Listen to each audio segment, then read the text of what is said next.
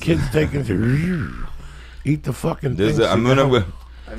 You're gonna regret it. Oh fuck yeah! But at least you're going into the cave knowing. You know what I'm saying? Yo, why you ever go watch into the that? unknown not knowing? Do you got you know we used to watch that El Rey Network? You ever watch that? I watch Friday night. Sometimes they have like kung fu movies. Yeah, man, that's what I'm talking about. Bruce Lee like on Sundays, like all day long, they have kung fu movies. Yeah, they have and kung shit, fu man. theater and like shit. all them shits that we used to fuck with, man. I'm like, you remember Bruce I got a Lee big bag of weed and a. You remember Bruce Lee from day one? Yeah, man. What you talking about? Green Hornet days and shit. Green Hornet, you remember that? Yeah, Kato. Remember Kato? Yeah. Then he disappeared for a while, then he came back with Fist of Fury. Fist of Fury, Chinese Connection. By the time the Chinese Connection Return of the Dragon, and Enter the Dragon. It was all over Chinese Connection. Chinese Connection was, no dogs and Chinese allowed, and he fucking believable. Kicked the sign and all. Man, kidding me? Bruce Lee was the mother. Come on, man. Bruce Lee was a cold motherfucker. He just took over. But I tell you what, as dope as he was, man, we like that next era. With those Wu-Tang kind of films, man, we like that better. No, not me. I did. I was traditional. When he died, I did because when he died, I watched. When he died, maybe it for was another 8 months, I watched kung fu movies, and then once they started flying through the air, I was done. Man, you crazy? That's the best time ever. Man, that's when we really got into it. Because if you look at it, look, Bruce Lee was dope. You know what I'm saying? He was. Remember that? No, I'm traditional. Remember when they on the boat and Enter the Dragon? The white guys, do I bother you? Yeah, doing that. And then, and then he makes him go out in the fucking rap. Bruce Lee's like, don't waste yourself. Like, Bruce Lee was dope, but trust me, when you got to 5 Deadly Venoms and Master Killer and all that Wu-Tang and 36 Chamber and all that, man, I really like those movies, man. I went to see one of those because they got all the corny hokey drama shit. This was the shit, Lee. I go to Jersey City to watch one of those fucking movies. By this time, I had retired fully from kung fu movies, and I don't remember which one it was. I get the bus, I get off, Lee.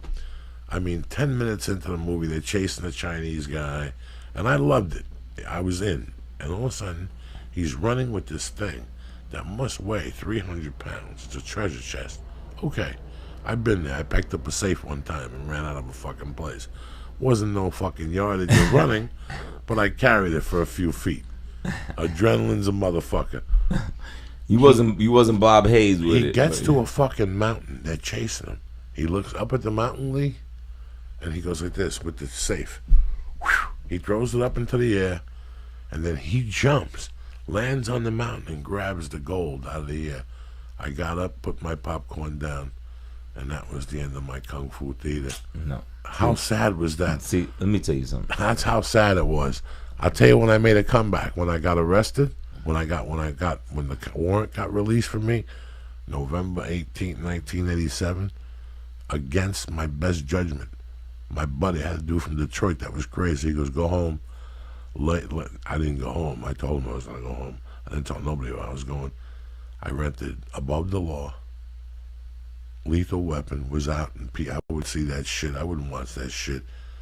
And that was the first time I watched a martial arts film. Was Above the Law. From Anybody seen Richie? No, that was the one before that. Which one was that? Anybody seen Richie? Bobby Lupo. Anybody seen what Richie did to Bobby Lupo? Where's Bobby Lupo? Who shot Bobby? Huh? That's the one when he's a New York guy. Anybody seen Richie? The Chinese guy Styx is in it. But that was the first. Bobby Lupo. Oh, no. I'm lying to you. Code of Silence with Chuck Norris, 83, with Dennis Farina, Garbage Men, Cops Undercover. That was one of his first movies. Dennis Farina got old money, man.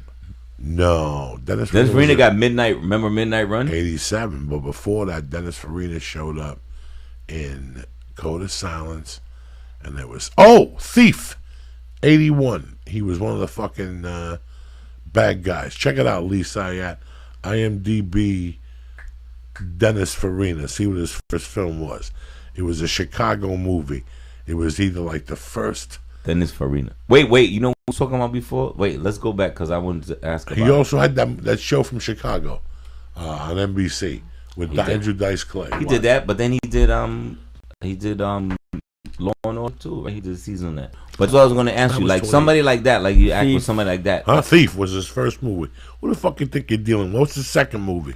Do you want TV movies or real movies? What was the second film? Wait, what they list? Code of Silence. Who the fuck? No, you think I'm a fucking amateur from Johnny 28th Street? You're expert on Dennis Farina. Then he came back with Midnight Run in '87, which to me, the best commercial mobster ever to fucking in a film. I've said it once, I've said it 1,000 times. Rick Ramos. Better than Robert De Niro in Analyze This? Better than Robert De Niro until you see Robert De Niro in fucking Goodfellas, shit like that.